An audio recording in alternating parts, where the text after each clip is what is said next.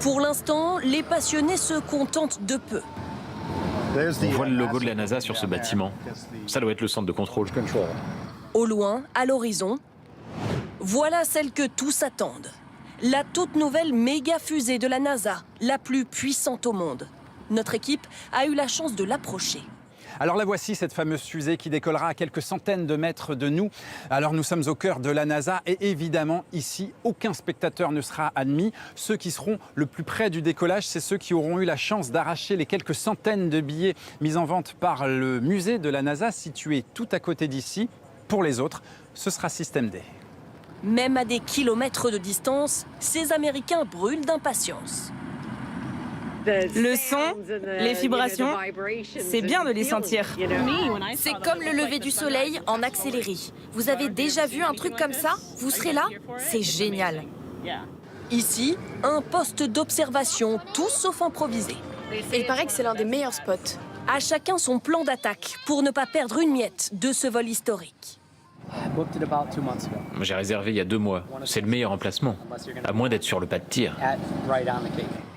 Hôtel, parking, camping, tout s'affiche complet depuis des semaines. On a loué tous les emplacements en seulement 30 minutes.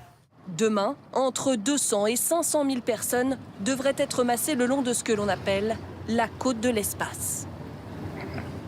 Et petite précision pour le vol test de demain. La fusée partira avec des mannequins à bord, mais l'objectif est à terme de reposer le pied sur la Lune, 50 ans après la dernière mission Apollo.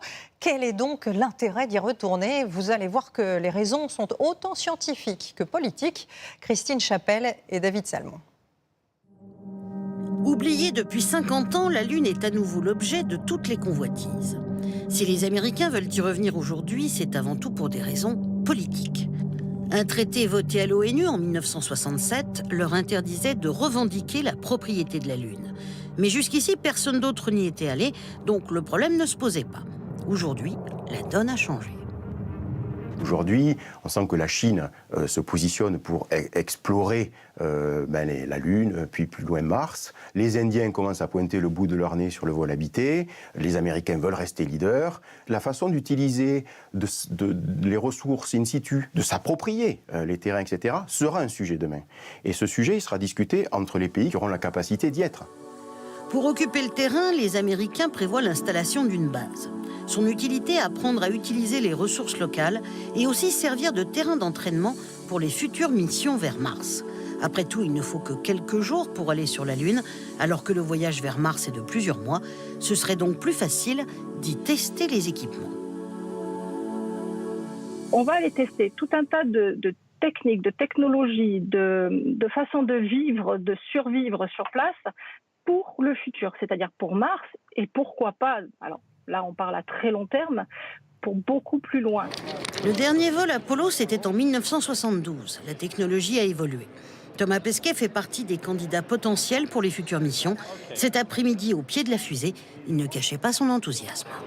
Aujourd'hui, on va le faire d'une manière différente. Évidemment, on va s'installer, on va rester plus longtemps. On ne va pas juste planter un drapeau, on va vraiment faire une base et puis faire un peu le même principe que ce qu'on a fait avec l'ISS, assurer une présence permanente. Donc ça va vraiment être une aventure incroyable. On a hâte que ça commence.